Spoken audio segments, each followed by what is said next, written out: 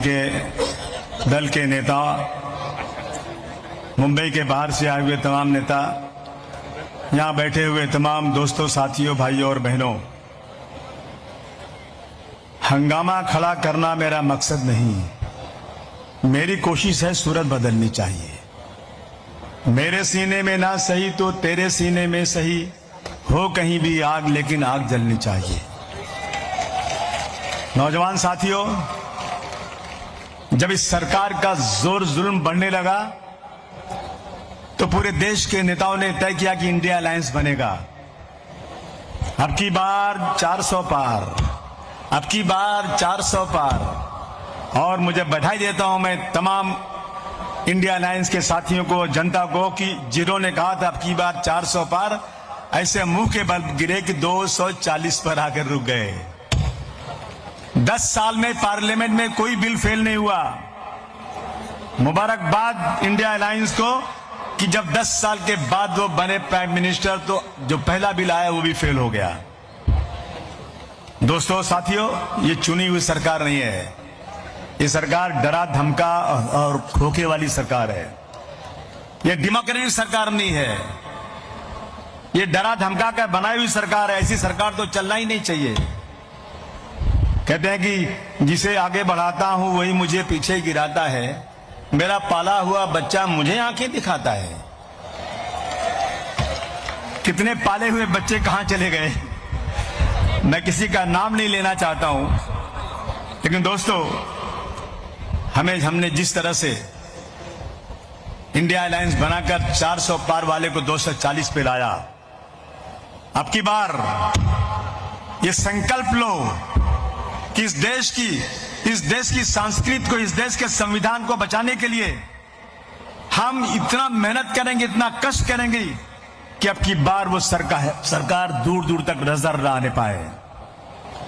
145 की बात तो दूर की है, उसके नजदीक कम से कम 70-75 से ऊपर ना जाने पाए।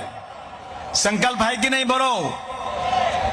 ये संकल्प लेके जाना है यहां से। दोस्तों, आप जरा सोचिए कि इस देश में सिर्फ हिंदू और मुस्लिम चलेगा? अरे ये देश इसलिए सुंदर है कि हिंदू, मुस्लिम, सिख, ईसाई, पारसी सभी इस देश के हैं सिपाही। लेकिन आज जो है इतनी लुच्ची सरकार है ये कि इसके पास कोई प्रोग्राम नहीं है। मुझे बताइए, 2014 के पहले कभी भी मॉब लिंचिंग होती थी यहां पर? कभी नहीं होती थी।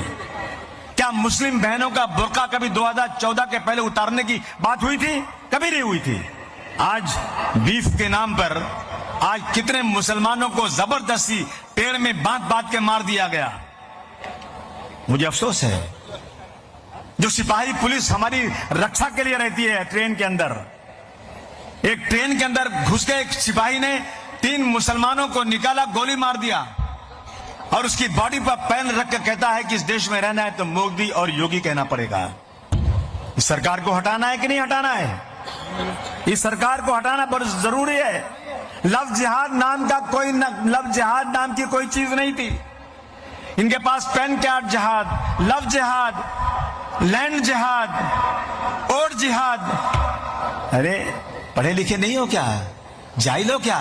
जिहाद के नाम पर मैं 100 किताबें दे सकता हूं। जिहाद is a very respected word, लेकिन आज पानी सर से ऊंचा हो गया है। मैंने एक दिन देखा एक टीचर जो कहते हैं मां बाप के बाद सबसे बड़ा दर्जा टीचर का होता है। उस टीचर ने अपने क्लास में एक छोटे से 8 साल के बच्चे को खड़ा किया और दूसरे बच्चों से कहा, इसको मारो। क्यों मारो? कि ये मुसलमान है।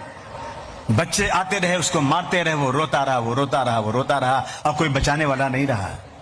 इसलिए मैं आज कहना चाहता हूं दोस्तों, अगर आज संविधान, आज डॉक्टर भीमराव अंबेडकर या गांधी जी की आत्मा नाम की कोई चीज होगी तो वो खून के आंसू रोती होगी। जिस देश को हमने बनाने के लिए अपनी जान निछावर कर दिया, उस देश में आज गांधी जी के कातिल की मूर्ति बनाने की बात करते हैं।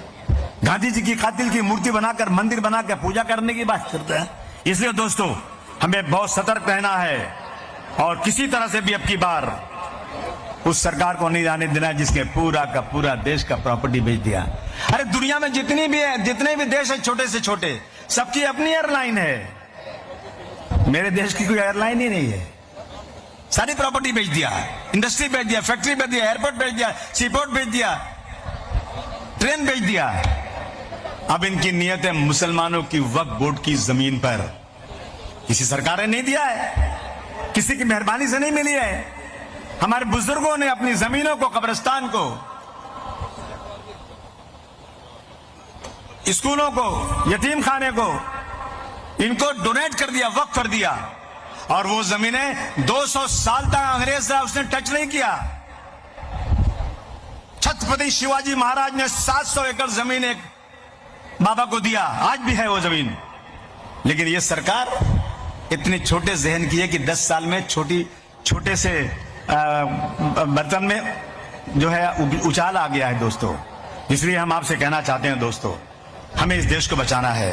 मैं कहता हूं न तेरा है न मेरा है, ये हिंदुस्तान सबका है। न तेरा है न मेरा है, ये हिंदुस्तान सबका है। नहीं समझी गई बात तो नुकसान सबका है। दोस्तों साथियों, आज संकल्प लेकर जाओ, संकल्प लेकर जाओ कि कुछ भी हो जाए, आधी रोटी खाएंगे लेकिन मां विकास को जिताएंगे। ये वादा है कि नहीं आपका? माली से अदावत है पर शदाए चमन हूं मैं, सरकार का दुश्मन हूं पर वफादार वतन हूं मैं। माली कभी रुतबे में चमन हो नहीं सकता, सरकार का मतलब तो वतन हो नहीं सकता। माली को बदलेंगे तो चमन फिर भी रहेगा, महाराष्ट्र की सरकार को बदलेंगे तो वतन फिर भी रहेगा। मैं बहुत आभार प्रकट करता हूं मां विकास अघाड़ी का, आपने मुझे बोलने का मौका दिया।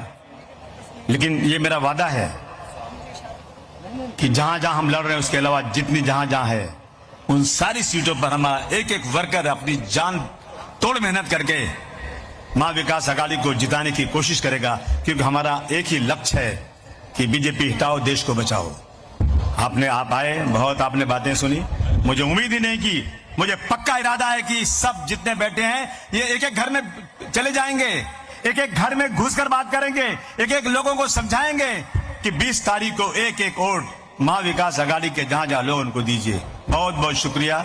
जय हिंद, जय समाजवादी।